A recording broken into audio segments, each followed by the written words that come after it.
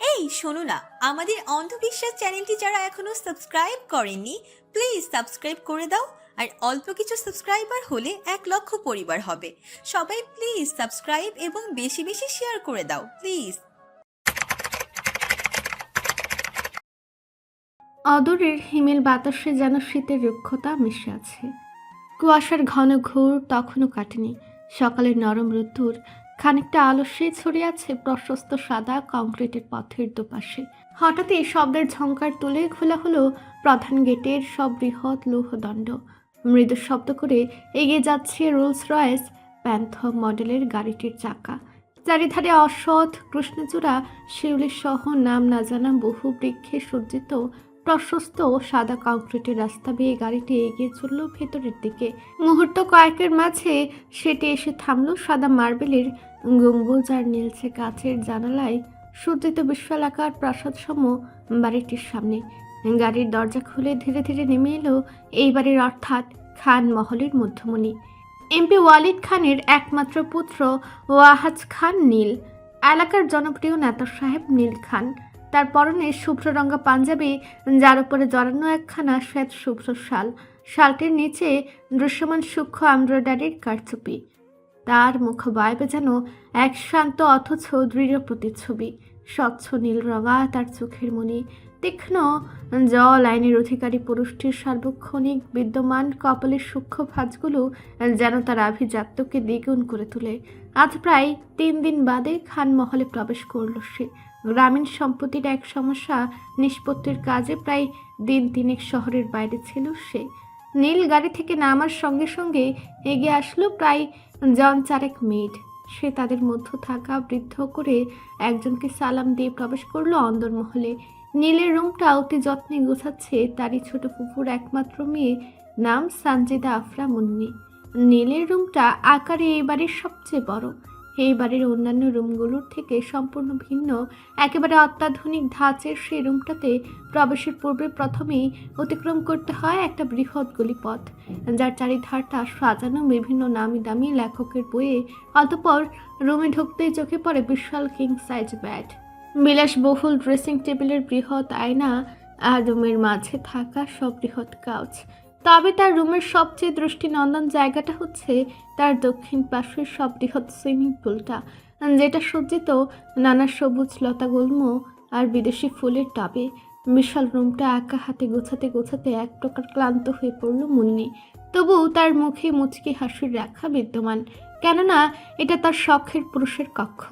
হ্যাঁ, নীলই তার শখের পুরুষ, কিন্তু সেই কথা কি নীল জানে? হয়তো না। আর নীলের কথা মনে পড়তেই ফের আরেকবার আনমনে মুচকি হাসল মুন্নি। ব্যাকসাইড টেবিল থেকে নীলের একটা ফ্রেম বাঁধানো ছবি হাতে নিয়ে আদরে স্পর্শে হাত বুলালো তাতে।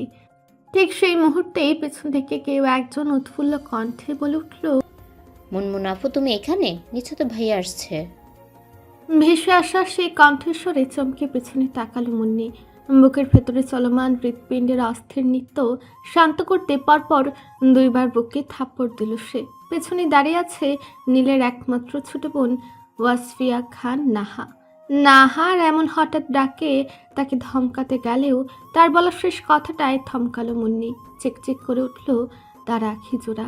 প্রফুল্ল কণ্ঠে সে বলল, হুম। আরেক মুহূর্ত দাঁড়ালো না মুন্নি। খুশিতে আত্মহারা হয়ে ছুটে বের হয়ে গেল রুম থেকে। মুচকি হেসে তার পেছন পেছন ছুটল নাহা নিজেও।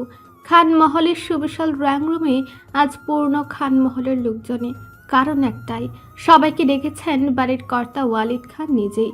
আজ বড্ড খুশি তিনি। সুগার প্রবলেমের জন্য যেখানে বাড়িতে মিষ্টির উপর নিষেধাজ্ঞা জারি করেছিলেন, সেখানে আজ নিজেই সবাইকে মিষ্টি বিলি করেছেন তিনি। তার পুত্র যেন বিশ্ব জয় করে ফিরেছে। অবশ্য সেটা বিশ্ব জয়ের থেকে কম কিছু নয় তার জন্য। যে জমির অংশীদারিত্ব নিয়ে দীর্ঘকালীন ভোগান্তি পোহাতে হয়েছে তাকে, সেই জমির সকল সমস্যার নিষ্পত্তি মাত্র 2 দিনই সম্পন্ন করতে পেরেছে তার একমাত্র পুত্র খান বাড়ির সিংহ ওয়াহাজ খান নীল। সেই সুবাদেই এখানে সকলে। আসুন সবার সাথে একটু পরিচয় পর্ব সারা যাক। খান মহলের কর্তা বড় ওয়ালিদ খান এলাকার জনপ্রিয় এমপি, সঙ্গে একজন স্বনামধন্য ব্যবসায়ী এবং বড় কর্ত্রী মির্জা সূচনা, তাদের 2 ছেলে মেয়ে, ওয়াহাজ খান নীল আর ওয়াসফিয়া খান নাহা। ছোট কর্তা ওয়ালিদ জামান খান ভাইয়ের ব্যবসার নিবিড় সঙ্গী, তার সহধর্মিণী মির্জা সাইমা। তাদেরও 2 ছেলে মেয়ে, ওয়াহিদ খান নিহিত আর মেয়ে ওয়ারিশা খান নীরা। খান বংশের বড় মেয়ে অর্থাৎ ওয়ালিদ খানের ছোট, তবে বাড়ির সবার বড় বোন রসুনারা খান। তার 2 ছেলে মেয়ে, মাহমুদুল হক রাফিন আর মেয়ে রাফিয়া হক রাফা। আর ছোট বোন রুমিনারার 1 মেয়ে সানজিদা আফরা মুন্নি। সবাইকে একে একে নিজ হাতে মিষ্টি খাওয়াচ্ছে ওয়ালিদ খান। সবাই নিচে থাকলেও 2 তলার ঝুল বারান্দা দিয়ে নিচে নীলের দিকে অপলক দৃষ্টিতে তাকিয়ে আছে মুন্নি। অপেক্ষা কখন নীল একটিবার তার দিকে ফিরে তাকাবে। যাও বলো তারে মেঘের পারে, বৃষ্টি বন্দনা জুড়ে ধরণী তল। যাও বলো তারে শ্রাবণ আষাঢ়ে, মেঘের শত জলে ছুঁয়েছে ভেজা জল। মাতাল হাওয়ার ধ্বনি বৃষ্টিকে শোনে না, ময়ূর পেখম তোলে ধিনতা না ধীরে না। শীতকালীন এমন অসময়ে বর্ষার বাড়ি ধারায় সিক্ত হচ্ছে চারিপাশ। শীতের শুষ্ক বাতাসে গাছের বর্ণহীন পাতাগুলো বেয়ে গড়িয়ে পড়ছে জলবিন্দুরা। এরই মাঝে এমন সময় বৃষ্টি উপভোগ করছে শত ঢাকায় আগত ঢাকা বিশ্ববিদ্যালয়ের আইন অনুষদের প্রথম বর্ষের 2 অন্তরঙ্গ নিবিড় সঙ্গিনী নুরাইন হক তিহু আর তাসফিয়া মাহা। একের পর এক কলি মিলিয়ে গান গেয়ে চলেছে তারা। হঠাৎ তিহুর ফোন বেজে উঠতেই ধ্যান ভাঙল তাদের। দ্রুত থেকে সরে গিয়ে একটা ছাউনির নিচে আশ্রয় নিয়ে ফোনটা ধরল সে। সঙ্গে সঙ্গে পাশ থেকে ভেসে আসলো একটা নারী কণ্ঠ। আজকে কিন্তু ঢাকায় প্রচুর বৃষ্টি হওয়ার সম্ভাবনা আছে তিহু। বৃষ্টিতে কিন্তু একদমই ভিজবি না, পরে সমস্যা হলে ওখানে তো আমি নেই, কে সামলাবে তোকে? তিহু কণ্ঠস্বর শুনেই চিনে ফেললো এটা তার মায়ের কণ্ঠ। কৌতুক ভরা কণ্ঠে সে বলে উঠল, নো টেনশন, 240 আম্মু, আমার মাহু আছে না। এটাই তো আমার ভরসা। তিহু হেসে মাহার দিকে ফিরে মনে মনে বলল, আর ভরসাকে নিয়েই একসাথেই বৃষ্টিতে ভিজছি আমি আম্মু। ওই পাশ থেকে ভেসে আসলো তিহুর মায়ের রাশভারী কণ্ঠ। আচ্ছা পর, তবে মনে থাকে যেন বৃষ্টিতে একদমই ভিজবি না। আচ্ছা। কলটা কেটে দিল সে। মাহা তার দিকে এগিয়ে এসে বলল, কে কল করেছিল রে? আমার যেহেতু বর বা বয়ফ্রেন্ড কেউ নেই, সেহেতু এই সময় আমাকে আমার মাদার ইন্ডিয়ায় কল করেছিল। মাহা নাক সিটকে বলল, সোজা কথায় উত্তর দিতে পারিস না? ল নিয়ে পড়তেছি মামু, এইটু তো ঘুরায় কথা বলতেই হবে। মাহা চোখ মুখ বিশ্রী ভাবে সিটকে বলল, আই উইশ তুই কোনো একদিন ভালো হবি। তাহলে উইশটা পকেটে পড়ে রাখো, কেননা আমি কোনোদিন ভালো হব না। হাতে থাকা গ্লাসটাতে ফলের রস নিয়ে গুটি গুটি পায়ে নীলের রুমে প্রবেশ করলো মুন্নি। হাতে বিদ্যমান কাচের গ্লাসটা ঠাক ঠুকে কাঁপছে তার। সেটা কি শীতের তীব্রতায় নাকি নিজের মধ্যকার ভীতচেতার দরুন জানা নেই মুন্নির। তবে কেবল এইটুকু জানা, নীলের রুমের সামনে আসলে হৃদস্পন্দনের এক অদ্ভুত রকম দ্বিগুণ সঞ্চালন অনুভূত হয় তার। রুমে ঢুকেই মুন্নি দেখতে পায় কোথাও নেই নীল। তবে সে বেশ ভালো করে জানে নীল কোথায়। জুসের গ্লাসটা ব্যাটসাইড টেবিলে রেখে গ্লাস কভার দিয়ে সেটাকে ভালো করে ঠেকে অতঃপর পা বাড়ালো নীলের রুমের পূবের দিকের বিশাল ব্যালকনিটার উদ্দেশ্যে। এদিকে কক্ষের ঠিক পূব প্রান্ত, যেখান থেকে প্রতিদিন সকালে দৃশ্যমান হয় সূর্যোদয়ের রক্তিমাভা, ছাদ খোলা সে বিশাল ব্যালকনিটায় একটা বেতের চেয়ারে বসে আছে ওয়াহাজ খান নীল। নিয়মিত জিমের দরুন ফুলে উঠা পেশিবহুল শৈল্পিক দেহ তার আবৃত অফ হোয়াইট কালার শর্ট পাঞ্জাবিতে। হাতে ধরে রাখা সিগারেটের ধোঁয়াগুলো মিলিয়ে যাচ্ছে ঘন কুয়াশার অন্তরালে। মুন্নি বিমোহিত দৃষ্টিতে চেয়ে থাকলো তার পানে। এই পুরুষটার প্রত্যেকটা কার্যক্রমে হৃদয়ে আনচান করে ওঠে তার। তাই তো সিগারেটের ধোঁয়া সহ্য করতে না পারলেও প্রতিদিনই সে মুখের ওড়না চাপা দিয়ে এভাবেই লুকিয়ে লুকিয়ে দেখে নিজের প্রিয় পুরুষটাকে। চোখ কি কপালে তুলে গাড়ি চালান? কানা লোক কোথাকারের। আল্লাহই জানে এদের কে যে ড্রাইভিং লাইসেন্স দেয়। আমার কোমরটা মনে হয় একদমই গেল। ক্ষিপ্ত বাঘিনীর ন্যায় ঝাঁঝালো কণ্ঠে কথাগুলো এক নিঃশ্বাসে বলেই থামল তিহু। সে যাচ্ছিল ভার্সিটির উদ্দেশ্যে। এমনিতেই আজ ঘুম থেকে উঠতে বেশ দেরি হয়ে গিয়েছে তার উপর ভার্সিটি থেকে মিনিট 10 দূরত্বের একটা স্থানে ফাঁকা রাস্তা দেখে যখন অতি দ্রুত স্কুটি চালাতে ব্যস্ত সে, তৎক্ষণাৎ থেকে জানে এক বিশালাকার গাড়ি সে ধাক্কা দিয়ে এক প্রকার উল্টে দিল তার স্কুটিটির নিচে চাপা পড়তে পড়তে বেজেছে সে। যদিও সঙ্গে সঙ্গে ব্রেক কষার দরুন তত একটা ক্ষতি হয়নি তার, তবু শখের স্কুটির এমন হাল দেখে মেজাজ সামলাতে পারল না তিহু। অন্যদিকে আজ একটা ইম্পর্ট্যান্ট ক্লায়েন্ট মিটিং থাকায় একটু সকাল সকালই নীল বেরিয়েছিল অফিসের উদ্দেশ্যে। সাধারণত এই সময়টাই এই প্রান্তের রাস্তাটা প্রায় জনমানবহীন থাকে, তাই ড্রাইভার আসিফ তত একটা খেয়াল না করে কোনো রকম সারা শব্দ ব্যতীতই এই পথে গাড়ি অতি প্রসন্ন চিত্তে নিজের ইচ্ছা মতো স্পিডে চালাচ্ছিল, যার দরুন এমন একটা অঘটন ঘটল। ভেসে আসা সেই নারী কণ্ঠে দ্রুত গাড়ি থেকে নামলো নীল। কি হলো, কথা কানে যাচ্ছে না? বের হন গাড়ি থেকে এক্ষুনি, নয়তো এই নুরাইন হক আপনার এত দামি গাড়ির 12টা বাজিয়ে ছাড়বে বলে দিলাম। কথাটা বলতে বলতে একেবারে সামনে তাকায় তিহু। পলকে নিঃশ্বাস আটকে আসে তার, যেন কোনো গ্রিক দেবতাকে হঠাৎ কোনো সাদা কালো ক্যানভাসে জীবন্ত করে তোলা হয়েছে। তার সামনে দাঁড়িয়ে আছে এক পুরুষ, উচ্চতায় প্রায় 6 ফুট, যার সুঠাম বলিষ্ঠ দেহ যেন শিল্পীর হাতে নিপুণভাবে গড়া। পুরুষটির পরনে শুভ্র শার্টের উপর কালো ব্লেজার, একেবারে ফর্মাল গেট আপ, তবে তার চোখের কালো রোদ চশমাটা তাকে আরও বেশি ডমিনেটিং করে তুলছে। যাই হোক, তিহু কি দম্বার পাত্রী নাকি? হোক সে গ্রিক করে মতো দেখতে, অথবা স্বয়ং গ্রিক গড নিজেই, তিহুর কিছুই আসে যায় না। সে শুধু জানে এই লোকটা তার স্কুটির অবস্থা খারাপ করেছে। সে সামনে থাকা লোকটিকে কিছু বলার সুযোগ না দিয়ে 2 কদম এগিয়ে সে লোকটার চোখে চোখ রেখে বলল, আপনার কি চোখের সমস্যা আছে? আর সমস্যা যদি থেকেই থাকে তবে চোখের ডাক্তার দেখান। নিজের সমস্যা নিয়ে ঘুরে বেরিয়ে অন্য মানুষের সমস্যার কারণ হওয়ার কি মানে? নীল কিছু একটা বলতে যাবে তার আগেই তিহু আবার বলল, যে শুনুন মিস্টার, আমি খুব ভালো করেই জানি আপনি এখন কি বলবেন। যে সরি, আর হবে না, ভুল হয়ে গিয়েছে, আমি দেখতে পাই নাই, এসবই তো। শুনুন মিস্টার কালা চশমা, আপনি আমার গাড়ির ক্ষতি করেছেন, তাই জরিমানা তো অবশ্যই দিতে হবে। কোনো কথাই কাজ হবে না, নয়তো আমিও আপনার এত সুন্দর দামি গাড়িটার কাজ ভেঙে বলবো সরি, দেখতে পারি নাই। তার এমন কথোপকথনের মাঝেই হঠাৎই গাড়ি থেকে নেমে আসে আসিফ।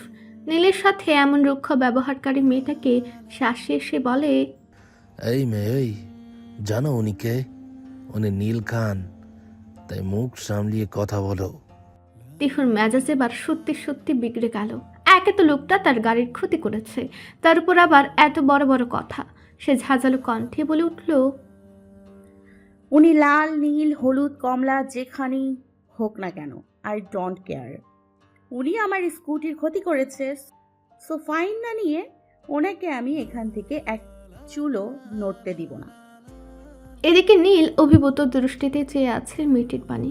মেয়েটির এত সাহস, বারংবার অবাক হচ্ছে সে। যেখানে কোনো মেয়েকে এলাকার বড় বড় গ্যাংস্টাররাও তার নামে কাঁপে, সেখানে এইটুকু পুটকি সাইজের মেয়ে তার সামনে দাঁড়িয়ে তাকে এত বড় বড় কথা বলছে। বাঁকা হাসল নীল, অতপর আসিফকে হাতের ইশারায় থামিয়ে সে মেয়েটির উদ্দেশ্যে বলল, what do you want as a penalty? আপাতত আমার আপনার গাড়িটা ভেঙে দিতে ইচ্ছে করছে। ভেঙে দিই? মেয়েটির এমন কথা আর নীলের এমন নির্লিপ্ততায় বেশ ভয় হলো আসিফের। নীল যে শর্ট টেম্পারেট, তাতে এখন যদি এই মেয়েটার কিছু করে ফেলে তাহলে কি হবে? সে ভয়ে ভয়ে মেয়েটির দিকে ফিরে বলল, এই মেয়ে, কি বলছো? মাথা ঠিক আছে তোমার? বিশ্বাস করেন, বিগত 10 মিনিট আগেও আমার মাথা একদম ঠিক ছিল, কিন্তু যখন আপনার কি বললেন জানি, নীল না লাল খান, উনি আমার স্কুটিটাকে ওনার ওই বিশাল আকৃতির দানব গাড়িটা দিয়ে ধাক্কা দিয়েছে না, তখন থেকেই মেজাজ আমার চাঁদের দেশে। As your wish, you can break my car. Tihu আসিফের সাথে কথা থামিয়ে নীলের দিকে ফিরে বাম ভ্রুটা সামান্য নাচালো, অতপর চোখ দুইটার একরকম শয়তানি ভাব এনে বলল, আর ইউ শিওর? অলওয়েজ। এদিকে তাদের এমন কথোপকথনে পরাণ পাখি উড়াল দেওয়ার মতো অবস্থা আসিফের। সে মনে মনে আল্লাহ আল্লাহ করছে যেন নীল এখানে কোনো অঘটন না ঘটিয়ে বসে। তিহু বাঁকা হেসে কিছু করতে যাওয়ার আগেই তার মনে পড়লো আপাতত ভার্সিটিতে যাওয়াটাই বেশি ইম্পর্ট্যান্ট, কারণ আজকে সপ্তাহের সবচেয়ে ইম্পর্ট্যান্ট ক্লাস। তাই সে নীলের উদ্দেশ্যে বলল, আপাতত আমার কাছে অত ফালতু সময় নেই যে আপনার এই দামড়া গাড়ি আমি ভাঙব। তাই আপনি আমার স্কুটিটা সরানোর ব্যবস্থা করুন। আসিফ যেন হাফ ছেড়ে বাঁচল। সে দ্রুত নীলের দিকে ফিরে বলল, ভাই এখানে পাশেই একটা ভালো গ্যারেজ আছে আমার পরিচিত, আমি গেলে এখনই ঠিক করে দেবে। নীল তাকে চোখের ইশারা দেওয়ার সঙ্গে সঙ্গে স্কুটিটা নিয়ে সেখান থেকে দ্রুত প্রস্থান করল আসিফ। উদ্দেশ্য গ্যারেজে যাওয়া, তবে তার আগেই মনে করে তিহুর কাছ থেকে তার বাসার ঠিকানাটা নিয়ে গেল আসিফ, যাতে স্কুটি ঠিক হওয়ার সঙ্গে সঙ্গে সেটা কাঙ্ক্ষিত ঠিকানায় পৌঁছে দিতে পারে। এদিকে আসিফ যাওয়ার সাথে সাথে নীল যেই না গাড়িতে উঠতে যাবে ঠিক তৎক্ষণাৎ পেছন থেকে তিহু বলল, আপনি কোথায় যাচ্ছেন মিস্টার লাল সাহেব? আপনি চলে গেলে আমাকে ভার্সিটিতে পৌঁছে দিয়ে আসবে কে? এখন একদমই বলবেন না যে আপনার টাইম নেই। আপনি আমার পাক্কা 30 মিনিট লেট করি আপনি। তো এখন আমাকে আপনি ভার্সিটিতে পৌঁছে দিয়ে আসবেন। নীল বারংবার অবাক হচ্ছে মেয়েটির এমন ব্যবহারে। শেষ পর্যন্ত কিনা মেয়েটি তার নামটাও বিকৃত করলো। মেজাজ সামলাতে ভাসমান শিরার পেশিবহুল হাতটা শক্ত হলো তার। চোয়াল শক্ত করে গাড়িতে উঠে মেয়েটির উদ্দেশ্যে সে বলল, ওঠো। তিহু এক বাঁকা হাসি হেসে মনে মনে বলল, পথে আসো চান্দু, আমারে না নিয়ে যাইবা কই? গাড়িতে উঠে বসলো সে। সঙ্গে সঙ্গে গাড়ির সর্বোচ্চ স্পিডে সেটি চালাতে শুরু করলো নীল। গাড়ি এসে থামলো ঢাকা বিশ্ববিদ্যালয়ের কার্জন হলের দিকে, প্রধান ফটকের সামনে। হঠাৎ ব্রেকের কারণে কিছুটা সামনের দিকে ঝুঁকে পড়ল তিহু। বাইরে তাকিয়ে সে দেখতে পেল সামনে দৃশ্যমান ঢাকা বিশ্ববিদ্যালয়ের প্রধান ফটক। একবার নীলের দিকে তাকালো সে। নির্লিপ্ত ভঙ্গিমায় ড্রাইভিং সিটে বসে আছে নীল। তিহু বের হয়ে যাওয়ার আগে আরেকবার বলল, ধন্যবাদ মিস্টার লাল সাহেব। যদিও ধন্যবাদটা আপনার আমাকে দেওয়া উচিত, কেননা আমি আপনার গাড়ি এখনো ঠিক রেখেছি। হোয়াট এভার, আমি আবার একটু নরম মনের মানুষ কিনা, তাই আপনাকে থ্যাংক ইউ বললাম। আর হ্যাঁ, মনে করে আমার স্কুটিটা বাসায় পৌঁছে দেওয়ার ব্যবস্থা করবেন। কথাটা বলে বেড়ে গেল তিহু। নীলের চোখ মুখে যেন আগ্নেয়গিরির উদ্গীরণ ঘটেছে। অগ্নিস্ফুলিঙ্গ ঝরে পড়ছে তার কালো রোদ চশমার নিচের নীলাভ চোখ দুটি দিয়ে। ভার্সিটির ক্লাস শেষে আইন অনুষদের এলাকা পেরিয়ে তিহু আর মাহা এগিয়ে যাচ্ছে কার্জন হলের দিকে। উদ্দেশ্য বাসায় ফেরা। একই ফ্ল্যাটে ভাড়া থাকে তারা দুজনে। হঠাৎই মাহা বলল, তোকে তো আমি সে কোন সকালে ফোন করেছিলাম, তাও এত দেরি করে আসলি কেন? কানির কানি, তুই আর আমি কি আলাদা বাসায় থাকি? একই বাসায়, একই ফ্ল্যাটের, একই রুমে থাকি আমরা। তারপরেও ভার্সিটিতে এসে আমাকে ফোন করেছিলে কেন? ভাষা ঠিক করছিলি, আর তুই তো পড়ে পড়ে মোষের মতো ঘুমাচ্ছিলি। আমারও ঠিক খেয়াল ছিল না যে আজকে ইম্পর্টেন্ট ক্লাসটা আছে, তাই আর তোকে ডাকিনি। তারা হাঁটতে লাগলো। মাহা ফের বলল, কি রে, বললি না তো, দেরি হলো কেন? আর তোর স্কুটি কই? স্কুটির কথা মনে পড়তেই কপাল সামান্য কুচকালো তিহু। আরে আর বলিস না, কোথা থেকে এক আবার লোক এসে আমার স্কুটিটার 12টা বাজিয়ে দিয়েছে। যাই হোক, ও লোককে এতটাই দিয়েছি না, জীবনে আর কখনো ও সাবধানে গাড়ি চালাতে গেলেও 10 বার ভাববে আমার কথা। তারপর তোর কোথাও লাগেনি তো? আর স্কুটিটা কই? না, সেভাবে লাগেনি, শুধু ওই স্কুটিটা আমার উপরে পড়েছিল বলে একটু ব্যথা লেগেছিল আর হাতটা একটু ছিলে গিয়েছে, নাথিং এলস। আর স্কুটিটা ওই আবার লোকের এক সহচর বলেছে রাতের মধ্যে পাঠিয়ে দেবে সরাই করে। আচ্ছা চল, বাসায় গিয়ে অ্যান্টিসেপটিক লাগিয়ে দিচ্ছি। চুমকি চলেছে একা পথে, সঙ্গী হলে দোষ কি তাতে? হার মেনেছে দিনের আলো, রাগলে তোমায় লাগে আরো ভালো। সুন্দরী চলেছে একা পথে। রাস্তা দিয়ে যাচ্ছিল তেহু আর মাহা। হঠাৎই রাস্তার পাশের কিছু বখাটে এমন গানের থমকালো তারা।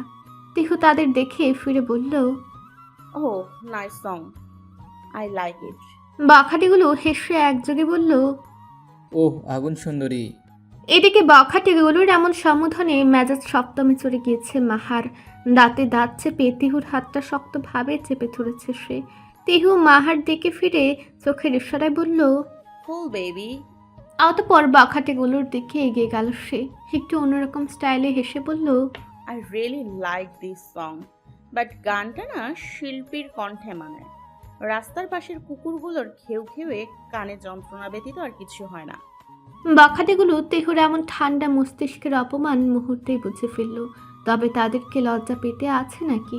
নির্লজ্জ বেহায়ার দল বলল, তুমি কি আমাদের অপমান করার চেষ্টা করলে আগুন সুন্দরী? একদমই না, আমি তো সরাসরি অপমানই করলাম। যদিও কুকুরকে কুকুর বললে কুকুরের অসম্মান হয় কিনা আমার জানা নেই। এবার আর কে সামলাবে তাদের? বখাটেগুলো একসাথে খেপে বলে উঠল, মুখ সামলে কথা বল, না হলে কিন্তু তোর ওই সুন্দর মুখটা কালকে সকালে আর কাউকে দেখাতে পারবি না। আরে যা শালা, আমার ছোটবেলার কুকুরের কামড়ানির ভ্যাকসিন দেওয়া আছে। অতি সভ্য মেয়ে ছিলাম তো। যাই হোক, তোদের মতো কুকুরকে যদি ভয় পেতাম না, তাহলে এই ঢাকা শহরে টিকতে পারতাম না। বখাটেগুলো তার দিকে তেড়ে আসতে গেলে রাস্তার পাশের পড়ে থাকা একটা লাঠি নিয়ে তাদের মধ্যকার লিডার টাইপ একটার মাথায় সজোরে আঘাত করল তিহু। বাদ বাকি সবাই হতভম্ব হয়ে চেয়ে রইল। একটা ছেলে তার দিকে তেড়ে আসতে গেলে মাহা পাশ থেকে আরেকটা লাঠি নিয়ে সেই ছেলেটার মাথায়ও দিল সজোরে একবারই। সঙ্গে সঙ্গে ব্যথায় কুকিয়ে নিচে বসে পড়ল ছেলেটা। আঘাতপ্রাপ্ত স্থান থেকে রক্ত গড়িয়ে পড়ছে। রীতিমতো একটা রণক্ষেত্রে পরিণত হয়েছে স্থানটা। ঠিক তখনই সেখান দিয়ে যাচ্ছিল একটা পুলিশের জিপ। রাস্তার পাশে এমন মারামারি হতে দেখে থামলো তারা। দুইজন পুলিশ বের হয়ে এসে তিহু আর মাহাকে ধরতে যেতেই তিহু বলে উঠল, আমাকে পরে ধরবেন ম্যাম, আগে আপনার ফোনটা দিন। আসলে আমার ফোনটা বাসায় থেকে গিয়েছে তো, শ্বশুর আব্বাজানকে একটা কল করবো আর কি। পুলিশের কনস্টেবলটি অবাক দৃষ্টিতে তাকালো তিহুর দিকে, বলল, শ্বশুর মানে? শ্বশুর মানে শ্বশুর? ও, না বললে আবার চিনবেন কি করে? এমপি ওয়ালিদ খান কে চেনেন? আমি ওনার একমাত্র ছেলের ফিয়ান্সি। সেও একটু জানুক তার এলাকাতেই তার ছেলের হবু বউ কিভাবে হ্যারাসমেন্টের শিকার হচ্ছে, যেখানে ফার্স্টে তাকেই উত্ত্যক্ত করা হয়েছে। কি হলো দিন! ওয়ালিদ খানের নাম শুনতেই মহিলা কনস্টেবলটি দ্রুত জিপের মধ্যে বসে থাকা পুলিশ অফিসারের কাছে গিয়ে কি একটা জানি বলল। মুহূর্তেই সেখান থেকে নেমে আসলো অফিসারটি। তিহুর উদ্দেশ্যে সে বলল, মামা বাড়ির আবদার পেয়েছো? বলেই হলো যে তুমি ওয়ালিদ খানের ছেলের বউ। আসলেও আব্বুর বুদ্ধি আছে বলতে হবে। তিনি তো চেয়েছিল যাতে তার ছেলের সাথে বিয়ের আগে কেউ আমাকে না চিনুক, আর ঠিক সেটাই হচ্ছে। বাই দ্য ওয়ে, আপনাদের যদি বিশ্বাস না হয় তাহলে ফোনটা আমাকে দিন না, আমি জাস্ট একটু ফোনই করব। কি জানি কি ভেবে অফিসারটি বলল, না না, উনি ব্যস্ত মানুষ, ওনাকে ফোন করে আর কেন জ্বালাতন করবো? ব্যাপারটা আমরাই সামলে নিচ্ছি। বলো তোমাদেরকে কে কে ডিস্টার্ব করছে? তিহু বখাটেগুলোর দিকে তাকিয়ে বলল। এরা সবাই। অফিসারটি তিহুকে আশ্বস্ত করে বলল, ব্যাপার না মামনি, তোমরা যাও, আমরা সামলে নিচ্ছি। ওকে যখন আব্বুর কাছে কল দিতে দিলেন না, তাহলে আপনারাই দেখে নিন ব্যাপারটা। আর খেয়াল রাখবেন ওরা একটাও যেন শাস্তি থেকে বঞ্চিত না হয়। অফিসারটি মাথা নাড়িয়ে জানালো। আচ্ছা। অতি দ্রুতই সেখান থেকে প্রস্থান করলো দুই রমণী।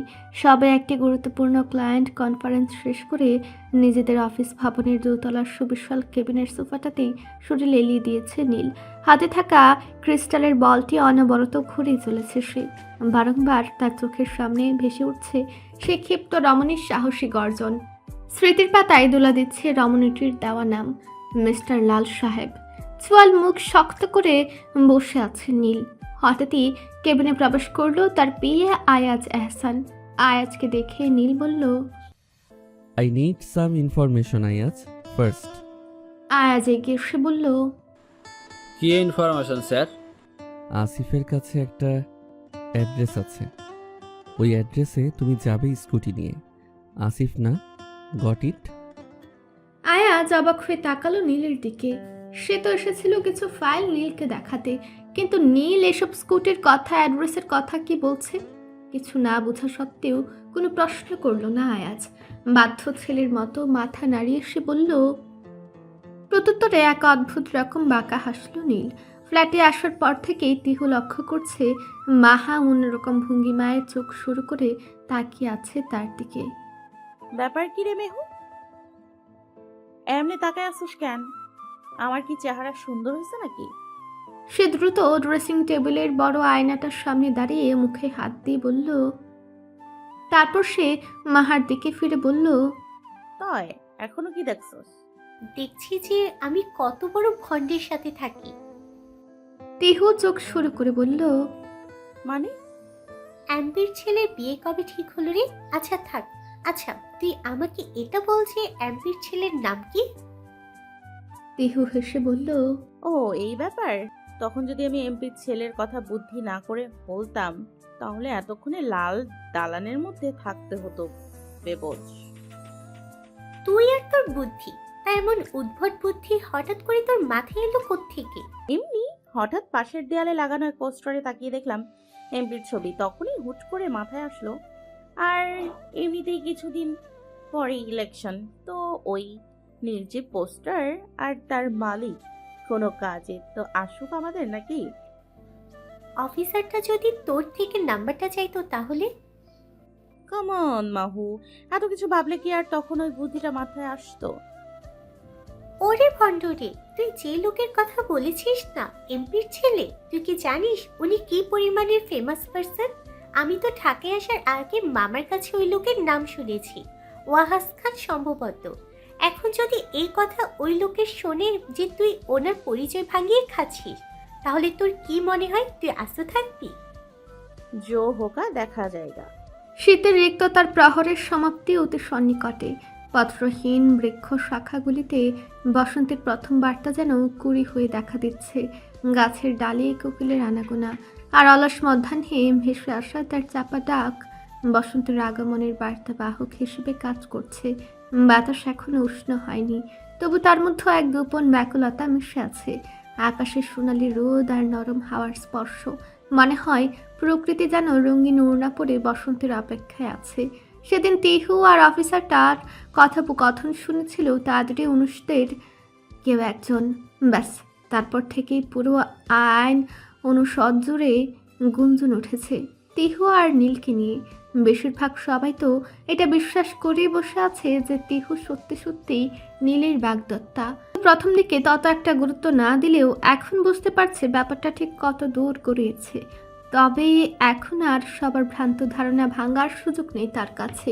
ইতিমধ্যে এমন ভুয়া পরিচয় কাজে লাগিয়ে সে বেশ সুযোগ সুবিধা ভোগ করেছে। সিনিয়রদের র্যাগিংয়ের হাত থেকে বাঁচার সঙ্গে সঙ্গে পাচ্ছে বেশ সম্মানও। আর কি লাগে? তাছাড়া এই কথা তো নীলের জানারও কোনো চান্স নাই।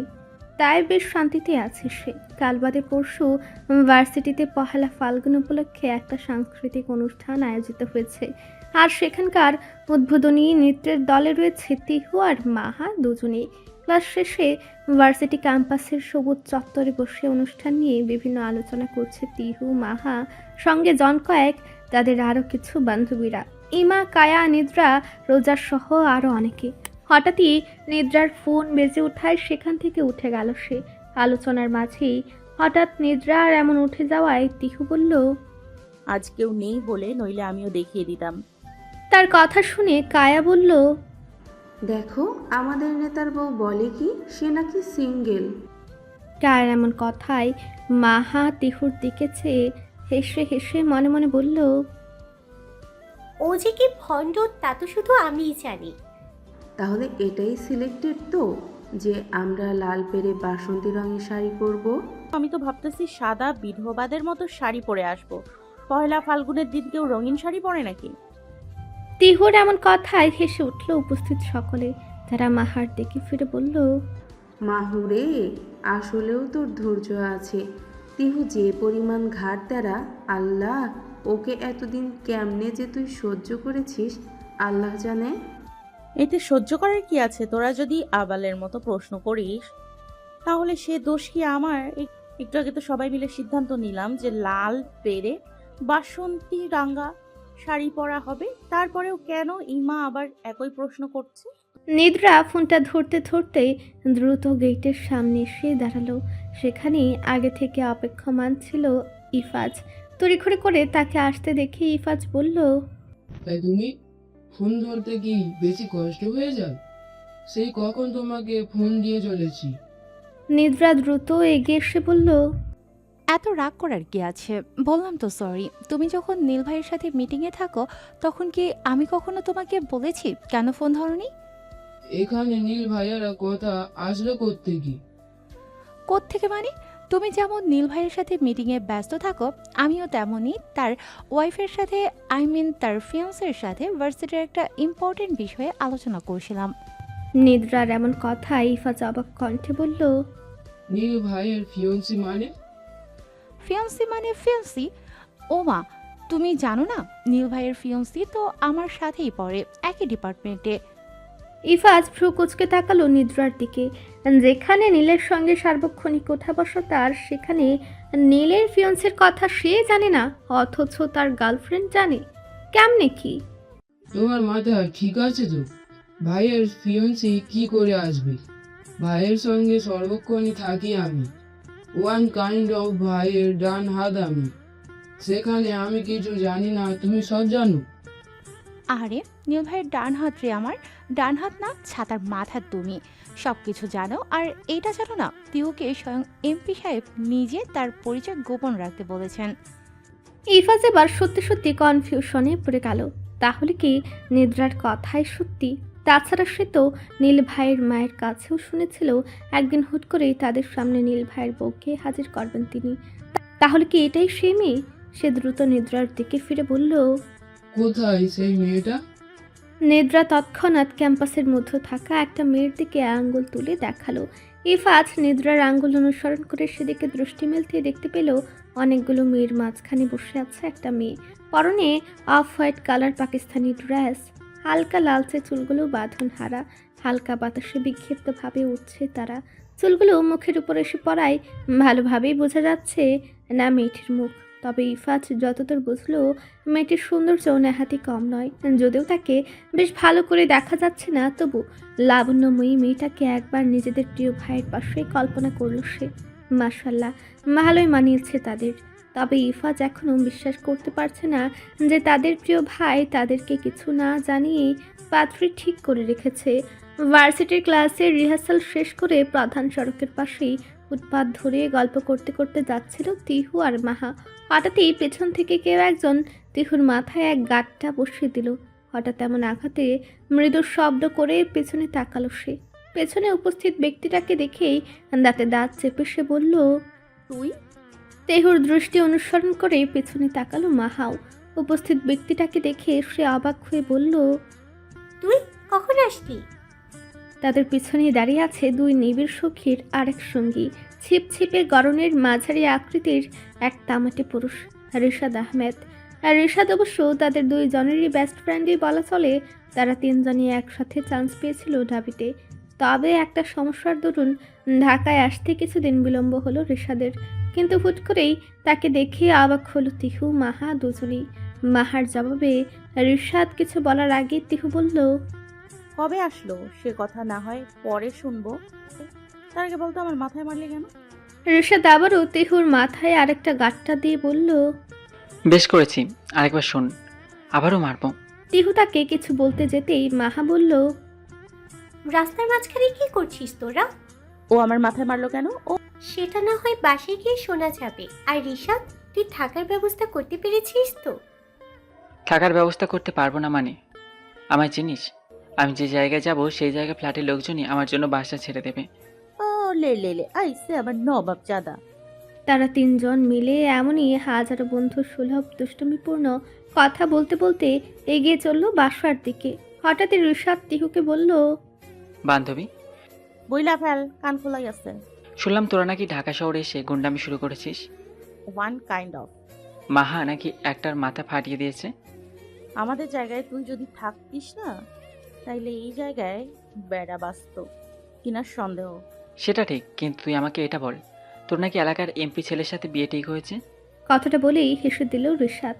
তা দেখে তিহু বলল, ওই দিন যদি ওই ব্যাটার কথা না বলতাম না, তাহলে এতক্ষণ আর বাইরে থাকতে পারতাম না, সোজা লাল দালানে। তাই বলে সরাসরি নেতার বউ? তোকে এত কথা কে বললো রে? রিশাদ মাহার দিকে ফিরে বলল, আমার বান্ধবী আছে না? আইসি তাই বল। তা তুই কি তোর বান্ধবীকে ভালো বললি? আমি মারলেও ওই লোকের লেগেছে কি লাগেনি জানি না, কিন্তু ওই বেটি তো সরাসরি মাথায় ফাটাই দিয়েছে। ওই ব্যাটার কপাল ভালো যে ওখানে পুলিশ চলে এসেছিল, না হলে ওর যে আরো কি কি ফাটাতাম গড নোজ। এই না হলে আমার বেস্টি। চালিয়ে যাও বেবি, আমি তোমার সাথে আছি। আয়াজ ভাই, ঘড়ির কাঁটায় রাত 12টা চলমান। শীতের নিস্তব্ধ এক গভীর রজনী। আয়াজ এহসান এসেছে নীলের কাছে। প্রায়শই রাতে দলীয় সদস্যদের সাথে ছোটোখাটো একটা আলোচনা সভা করার অভ্যাস আছে নীলের। আজকেও ঠিক তেমনই একটা ছোটোখাটো মিলনায়তন থাকায় সেখানেই যাচ্ছিল সে। হঠাৎ এই নিস্তব্ধতার মাঝেই এক মেয়েলি ঋণঋণে কণ্ঠে থমকালো তার পদচারণা। কণ্ঠটা তার অতি পরিচিত ঠেকল। চমকে পেছন ফিরল সে। তার পেছনে দাঁড়িয়ে আছে নীল স্কার্ট আর অফ হোয়াইট টপসে আবৃত এক অষ্টাদশী কন্যা। ঝাড়বাতির স্বচ্ছ আলোয় তার সুশ্রী মুখবয়ব স্পষ্ট। মুহূর্তেই তাকে চিনে ফেলল আয়াজ। মেয়েটা আর কেউ নয়, তাদের প্রিয় নেতা ওয়াহাজ খান নীলের একমাত্র ছোট বোন ওয়াসফিয়া খান নাহা। তাকে দেখে আয়াজ অপ্রস্তুত হেসে বলল, কিছু বলবে না? বলো। শব্দগুলো যেন কণ্ঠ দিয়ে বেরিয়ে হতে চাচ্ছে না নাহার, অথচ তার আছে অনেক কিছু বলার। নিজেকে ধাতস্থ করে শুকনো একটা ঢুক গেলে সে শুধু বলল, এত রাত্রে? আয়াজ সামান্য হেসে বলল, আসলে স্যার আসতে বলেছিল এই জন্য। ও। নাহা কথাটা বলেই চুপ হয়ে গেল। আয়াজ মুহূর্ত খানিক দাঁড়ালো নাহার আর কিছু বলার অপেক্ষায়। তবে সে নিশ্চুপ, তাই আয়াজও আর দাঁড়ালো না। সে চলে যেতেই নাহার হাত মুষ্টিবদ্ধ করে পা দুটি দিয়ে ফ্লোরে সামান্য আঘাত করে বলল, তুই কোনো দিন কি আয়াজ ভাইয়ের সাথে ঠিক মতন কথা বলতে পারবি না? একটু আগেই না কত প্র্যাকটিস করছিলি, আর এখন এখানে এসে গুলে খেয়ে ফেলেছিস। শুধুই কি নিহিত ভাই তোকে হাবলেই বলে? ঠিকই বলে।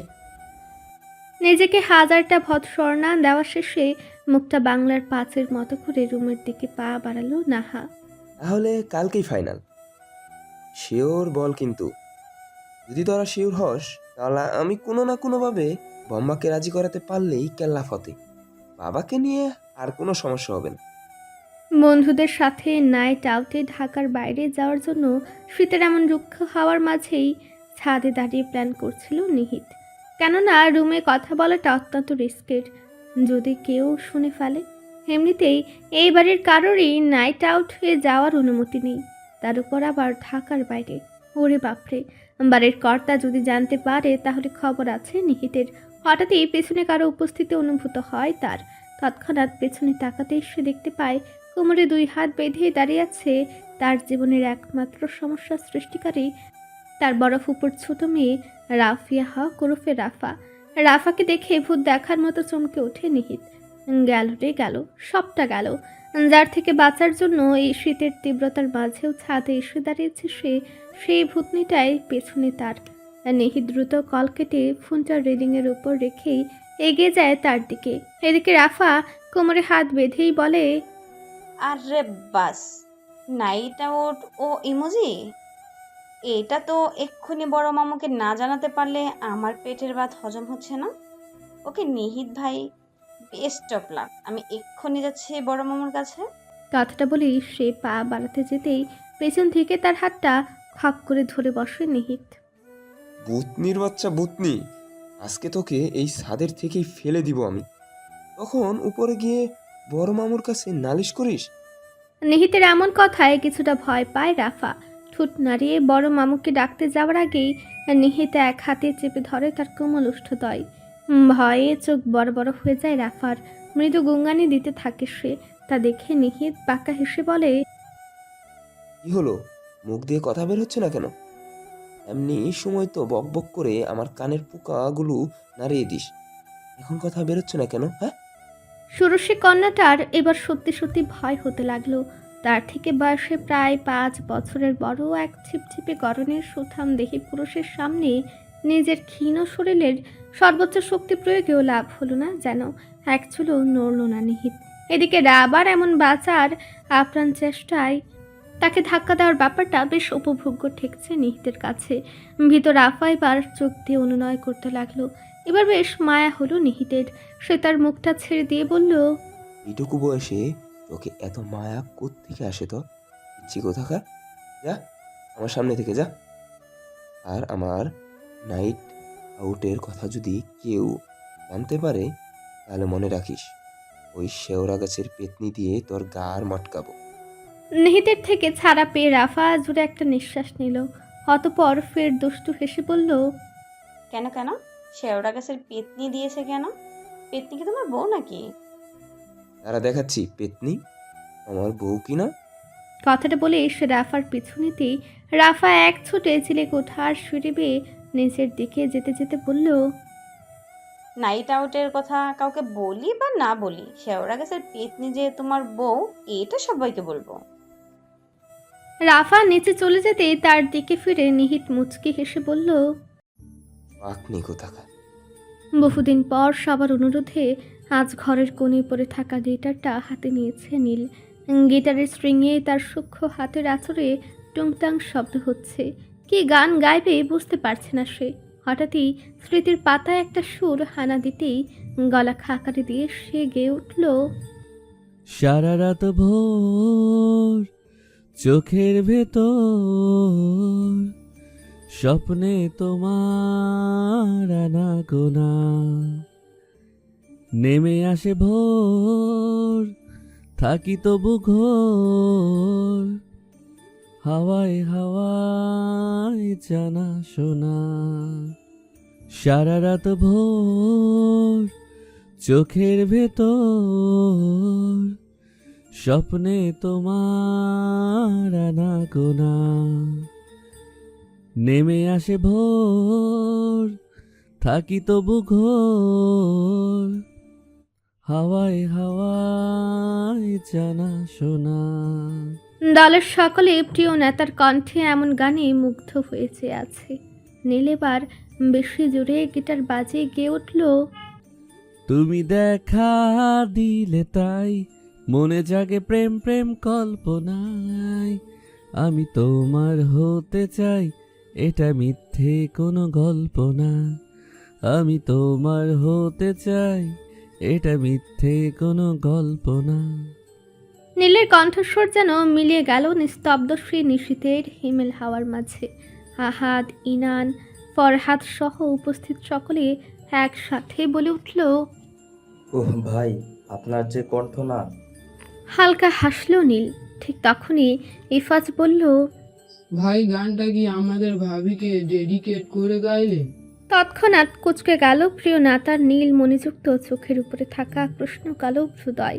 তবে সে কিছু বলার আগে উপস্থিত সকলেই অবাক হয়ে বলল, ভাবি মানে? সেটা না হয় ভাইয়ের কাছেই শোনো। আমার কাছে শুনবে মানে? কি উল্টাপাল্টা কথা বলছিস? ভাই এখন অত্যন্ত আর মিথ্যে বলিয়েন না, আমি সবটা জানি। এমনিতে তো আমাদের অজান্তে ভাবিকে পছন্দ করে রাখছে, তার উপরে কিনা আমার গার্লফ্রেন্ডেরই ডিপার্টমেন্টের। যাই হোক ভাই, আপনার চয়েস আছে বলতে হবে। ভাবি কিন্তু মাশাল্লাহ। হোয়াটস রাবিশ, আর ইউ ক্রেজি? এসব উল্টাপাল্টা কথা কে ঢুকায় তোদের মাথায়? ভাই এখনো আপনি হয়তো জানেন না, নিদ্রাও কিন্তু ডাবিতেই চান্স পেয়েছে।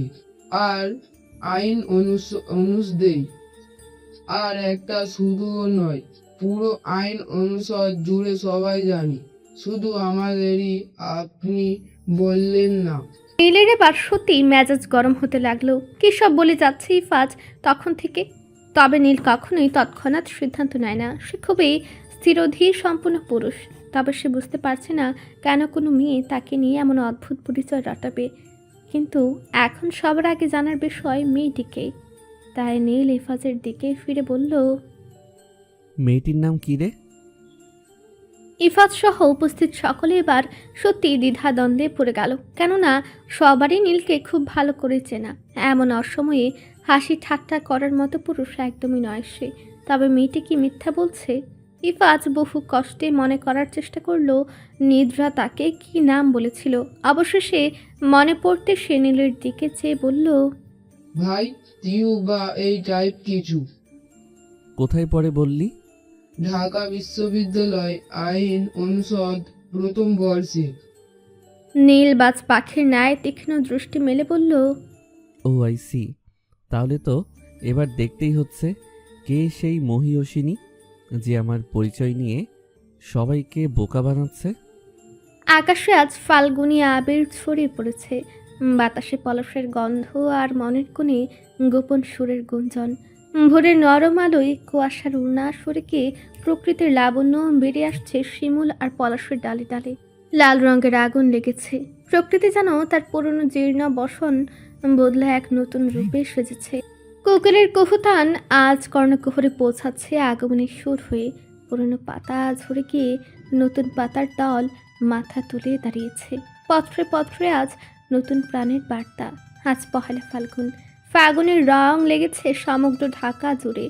ঢাকা বিশ্ববিদ্যালয় প্রাঙ্গণে ধীরে ধীরে এসে থামল রোলস রয়েস প্যান্থম মডেলের কালো গাড়িটি। সেখান থেকে বেরিয়ে আসলো এলাকার জনপ্রিয় নেতা সাহেব ওয়াহাজ খান নীল। তার পরনে আজ গতানুগতিক শুভ্র পাঞ্জাবির পরিবর্তে নীল পাঞ্জাবির রঙিন ছটা, যা তার শৈল্পিক দেহে ছড়াচ্ছে এক অনন্য মুগ্ধতা। কতদিন পর যে এই বিশ্ববিদ্যালয় প্রাঙ্গণে সে পা রাখলো তার ঠিক নেই। প্রতি অনুষ্ঠানে আমন্ত্রিত হয় তারা, তবে আসার সময় কই? বিশেষ অনুষ্ঠানাদি ব্যতীত কোথাওই যাওয়া আসা হয় না তার। কিন্তু আজকের এই আসাটার কারণ সম্পূর্ণ ভিন্ন। লোকচক্ষে তাদের প্রিয় নেতা এসেছে তাদেরই আমন্ত্রণে। তবে নীল জানে সে এসেছে শুধুমাত্র সেই মহিয়সিনীর খুঁজে। এজন্যই আসার ব্যাপারে আগাম কোনো বার্তা সে পাঠায়নি। যদি তার আসার কথা জানতে পেরে সে মেয়েটি না আসে, তাই এমনই হুট করেই আজ হাজির হয়েছে সে এখানে। গাড়ি থেকে নেমে অতি সাধারণ লোকের মতোই সে হেঁটে প্রবেশ করছিল বিশ্ববিদ্যালয়ের বকুলতলার দিকে। আজ তার সাথে একটা বডিগার্ডও নেই। সম্পূর্ণ সাধারণ স্বাভাবিক একজনের মতোই এসেছে সে। সে যখন প্রায় এগোচ্ছে ঠিক তখনই পেছন থেকে দ্রুত ছুটে আসা কারোর সাথে ধাক্কা লাগলো তার।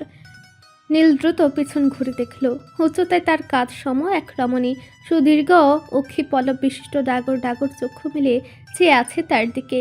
রমণীটির সৌন্দর্য যেন সৌন্দর্যের সংজ্ঞাকেই বদলে দিচ্ছে, এতটাই আবেদনময়ী লাগছে তাকে।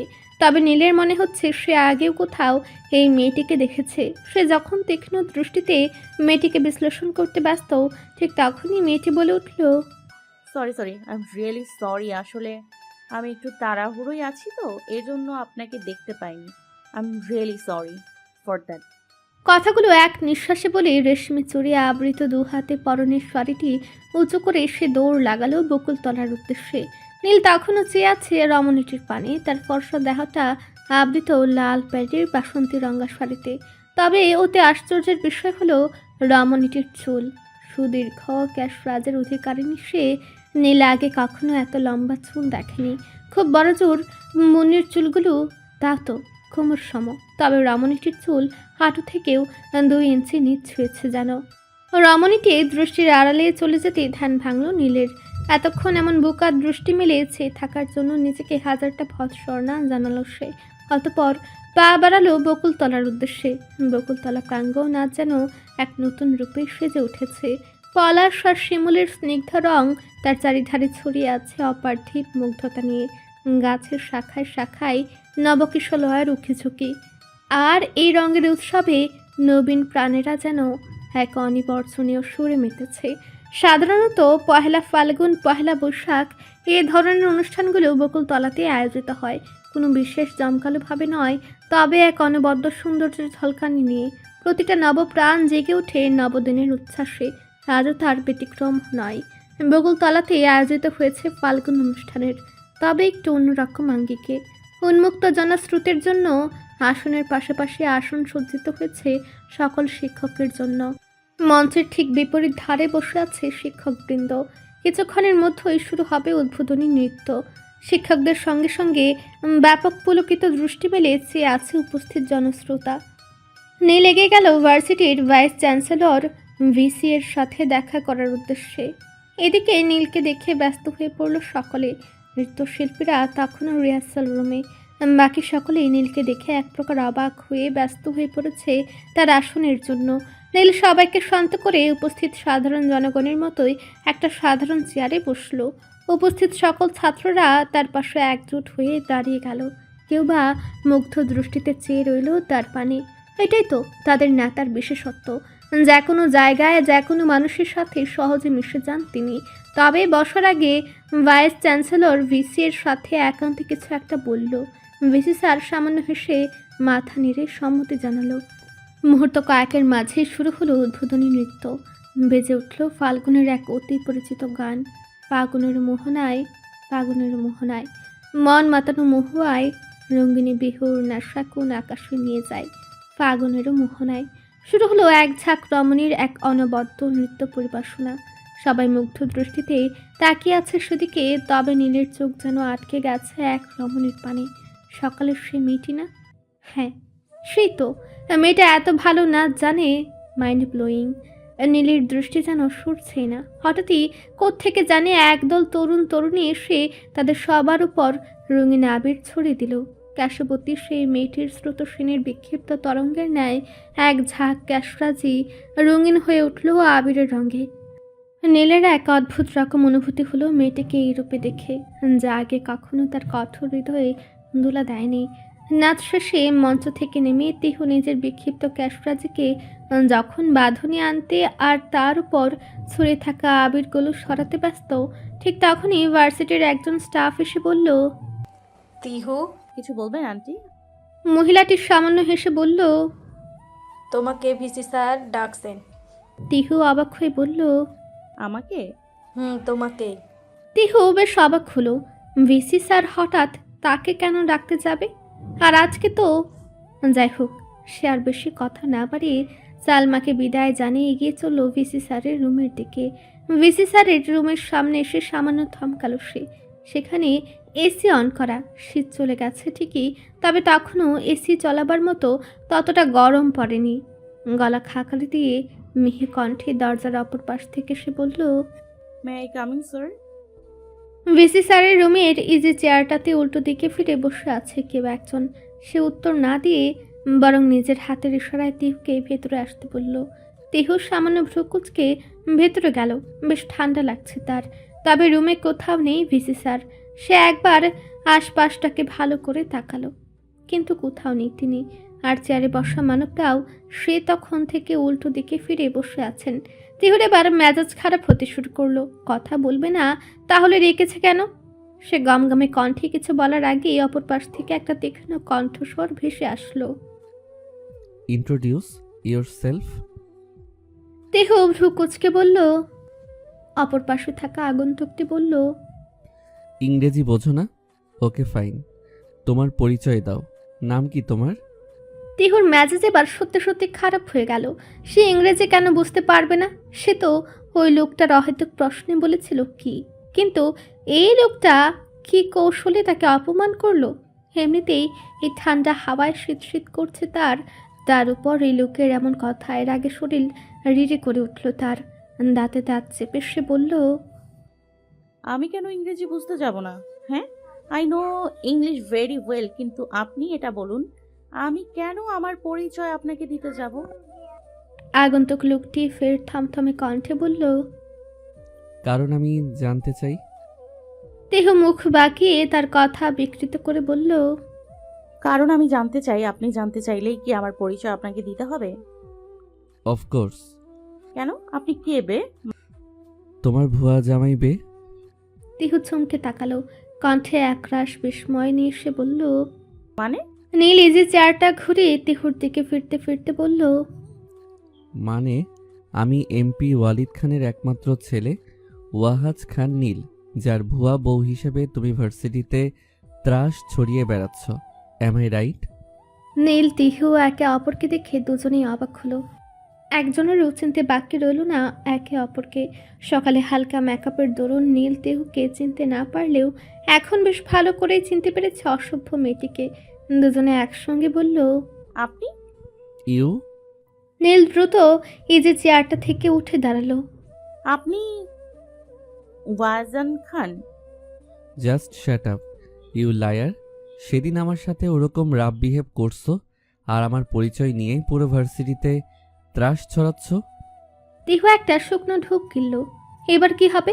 মানে যার পরিচয় নিয়ে ও এতদিন বিভিন্ন সুযোগ সুবিধা ভোগ করেছে সেটা আর কেউ নয়, সেই লোকটাই যাকে সে আগের দিন যাচ্ছে না তাই করে কথা বলেছিল। তিহু চোখ বড় বড় করে মনে মনে বলল। টিহুরে আজকে তুই শেষ। তারপর সে দ্রুত নীলের দিকে তাকিয়ে কোনো রকম পূর্বাভাস ছাড়া পেছন দিকে দৌড় দিতে গেলেই নীল খাপ করে ধরে বসলো তার নরম কোমল হাতটা। তিহু অপর হাত দ্বারা নিজের শরীরে আঁচল খামচে ধরে তীব্র ব্যাগে চোখ দুটি খিচে বন্ধ করে নীলের দিকে ফিরল। তারপর বড় একটা শ্বাস নিয়ে এক নিঃশ্বাসে বলতে লাগলো, সরি, আসলে আমি বুঝতে পারিনি। আই রিয়েলি সফট দ্যাট আমি আর কখনো কোথাও মিথ্যে কথা বলবো না। প্লিজ এই ব্যাপারটা ভার্সিটি কাউকে জানাবেন না, একদম থাকবো না প্লিজ। আর সে আর কিছু বলতে গেলে নীল তাকে থামিয়ে দিয়ে বলল, জাস্ট কিপ ইউর মাউথ শাট। যে প্রশ্ন করছি তার বাইরে একটাও কথা যেন না শুনি, আন্ডারস্ট্যান্ড? তিহু চোখ দুটো বন্ধ রেখে বলল, আচ্ছা। নীল তার হাত ছেড়ে দিয়ে বলল, introduce yourself. At first tell me your name. Tihu এক নাগারে বলতে লাগলো, আমার নাম নুরাইন হক তিহু, বাবা নওশাদ হক, মা তৈবা জামান, দাদা নুরুজ্জামান হক। সে আর কিছু বলতে যাবার আগে নীল তাকে থামিয়ে দিয়ে বলল, শাট আপ। আমি শুধু তোমার নাম জানতে চেয়েছি, তোমার 14 গোষ্ঠীর বায়োডাটা না। শুনেছেন তো আমার নাম, তাহলে এবার আমি যাই। শুনলাম। নুরাইন, ইন্টারেস্টিং, আই লাইক ইট। তাহলে এবার আমি যাই। নীল তার দিকে এগিয়ে আসতে আসতে বলল, যাবেই তো, কিন্তু আমার নামে যে মিথ্যা ঘটনা ঘটিয়েছ তার শাস্তির কি হবে? নীলের এমন কাছাকাছি এগিয়ে আসায় ভীত তিহু 2 কদম পিছিয়ে গেল। ভয়ে ভয়ে বলল, মানে? নীল এগোচ্ছে, ভীত তিহু পিছিয়ে চলেছে। হঠাৎই কংক্রিটের দেয়ালের সাথে সজোরে ধাক্কা লাগে তার। পিঠে দারুণ ব্যথা লাগার দরুন তার গোলাপে অধৈর্যরা কচি কিশোরের ন্যায় কেঁপে ওঠে। তবে নীল স্থির নেই, সে এগিয়ে চলেছে। হঠাৎ যখন তাদের মাঝে আর মাত্র কয়েক ইঞ্চির ব্যবধান, তখনই নীল ঝুঁকতে শুরু করলো। তিহু জোরে এক নিঃশ্বাস নিয়ে শ্বাস আটকে চোখ বন্ধ করে দাঁড়িয়ে থাকলো। কি করবে বুঝতে পারছে না সে। ভয়ে আর রুমে চলমান শীতলতায় শরীর আড়ষ্ট হয়ে আসছে তার। হঠাৎই নীল একদম ঝুঁকে তিহুর কানে কানে ফিসফিসিয়ে বলল, এর শাস্তি কি দেওয়া উচিত? Any idea? তিহু দ্রুত বেগে মাথা নাড়িয়ে বলল, না। নীল বাঁকা হেসে বলল, বাট আই নো।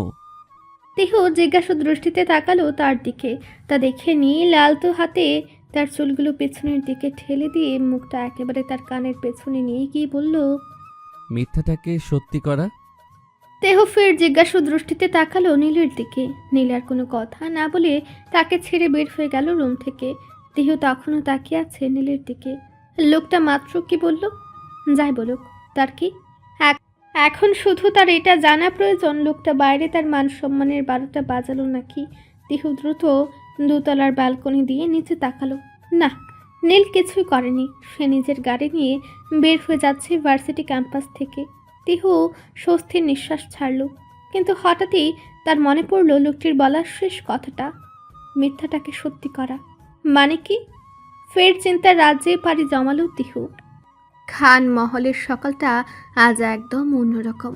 ছুটির এই দিনে সকালের খাওয়া দাওয়া শেষে বাড়ির সব কর্তারা ড্রয়িং রুমে যেন এক ছোটোখাটো আলোচনা সভা বসিয়েছেন, আর বাড়ির কর্তীরা এদিকে মেতেছেন গল্পে। হঠাৎই বাড়ির ছোটো কর্তী অর্থাৎ ওয়ালিজামান খানের সহধর্মিণী তার বড় যা আবার তারই বড় বোন অর্থাৎ ওয়ালিদ খানের সহধর্মিণীর উদ্দেশ্যে বললেন, আপা, আমাদের নীল তো বড় হলো, ওর বিয়ের ব্যাপারে কি ভাবছিস?